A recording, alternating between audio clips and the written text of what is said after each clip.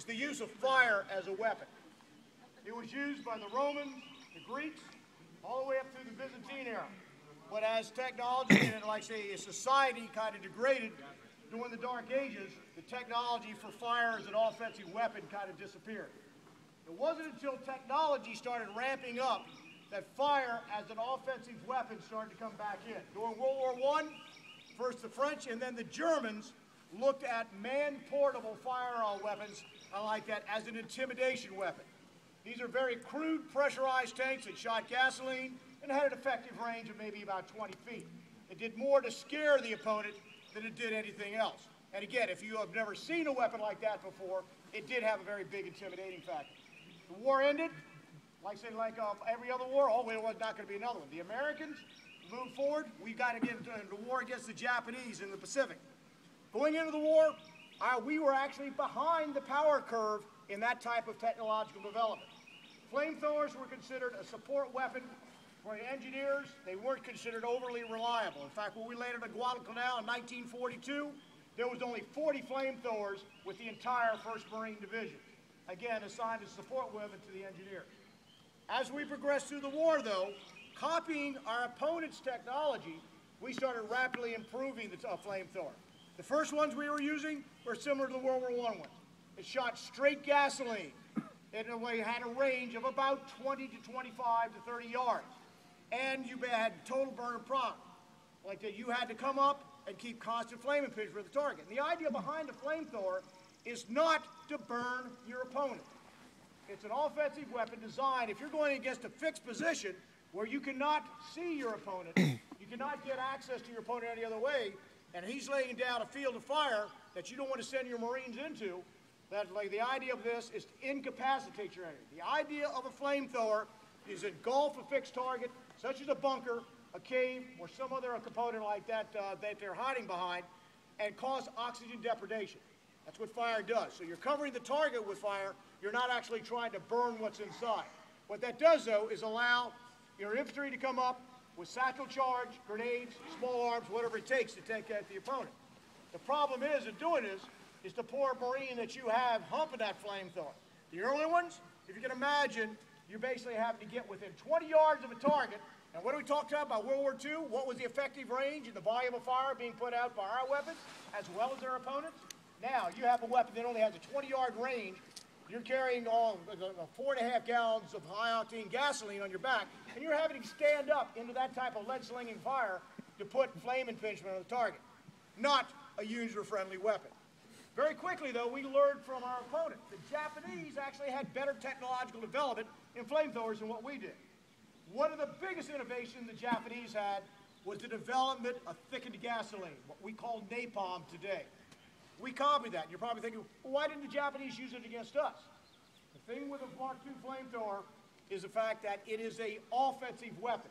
It is not a good weapon in the defense. And the Pacific War, after Guadalcanal, became principally an offensive war for us. So we were able to adopt that technology. Now, the technology is not all that complicated. In fact, it's very crude, simple technology. You look at the gun group, you turn around. In the back, you have simple product tank, 2 large tanks that carry 4.5 gallons of gasoline. Normally that gasoline would be gel. We'll talk about why that was important here in a minute. I have the pressure tank behind that. That's what's going to push your product forward. You don't have gunpowder to basically sling a piece of lead down range. You're using pressurized air to basically push the product forward. That has a pressure reducer, just like a modern firefighter self-contained breathing apparatus, that's going to reduce the stored pressure down to a usable pressure of 300 pounds per square inch. That's actually what's going to push your product forward. Now, if you turn around and look at the gun group, the second part, this is where your ignition and product release takes place. The gun group in the back, your real pistol grip, it's just like an M1911. It has a safety grip and a pressure relief valve.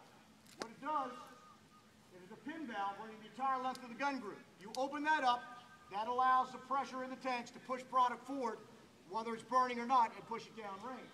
To ignite the product, in the nozzle, there's a gun group. You have a second trigger.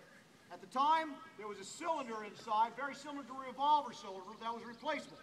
It had 5 chambers. Each one of these chambers would have fulminate, just like a road flare today. Once you hit that trigger, it would ignite, and that would be your ignition force to send it down range. Very simple, crude technology. Application of that technology was dangerous and complicated.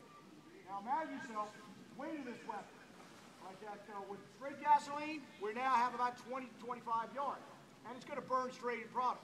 You're having to stand up against the enemy and hoping you have enough protection and can take him out before he takes you out. One of the biggest problems with it, regardless of the gel or not, is you're carrying 70 pounds, part of it liquid. And you know, you carry, like say, a water can or something around, you know how unstable that is. The second thing is, if you've got lead going down range, these two big tanks on your back, what's vulnerable?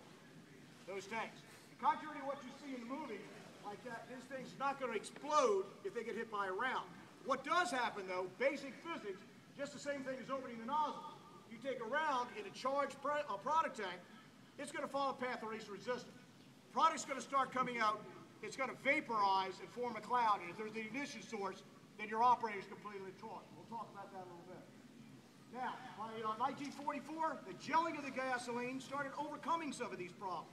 Going up against an enemy, I like that now. By gelling the gasoline instead of getting product burning 100% in air, we're now keeping part of it liquefied as it goes down range.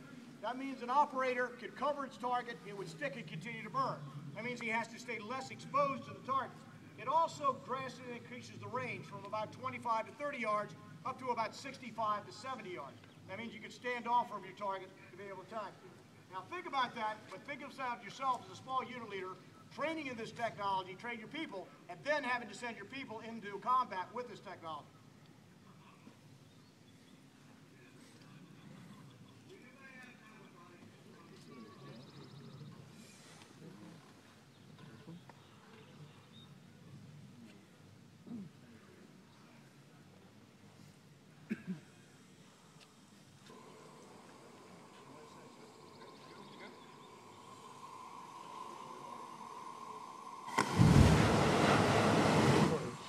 That's awesome.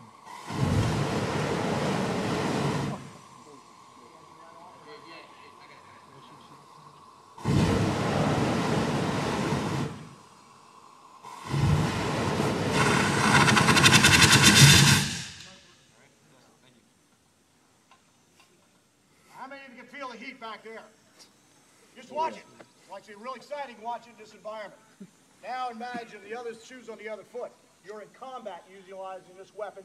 The other side's trying to take you out while you're applying it. To give you a perspective of this, I'll give you a little anecdotal story to finish up.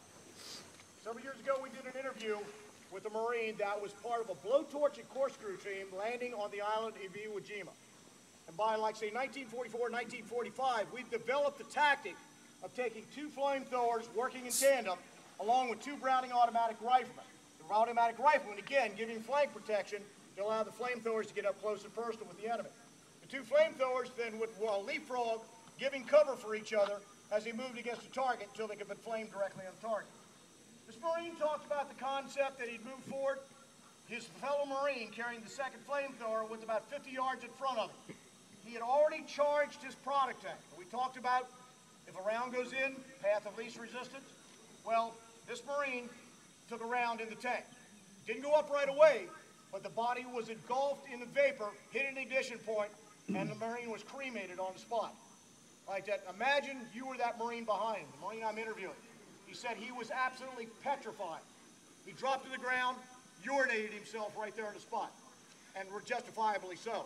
He was scared to death. The difference was, though, he looked at it, his discipline, training, and realizing he had to take care of his fellow Marines. Despite that fear, that terror of what he had just seen, he talked about pulling out his legging laces, his trouser belt, anything else he could use to make a rope to get that piece of technology as far away from him as good. You know, he was still petrified of it. But he still had the discipline and the knowledge that Marines' lives depended on his action.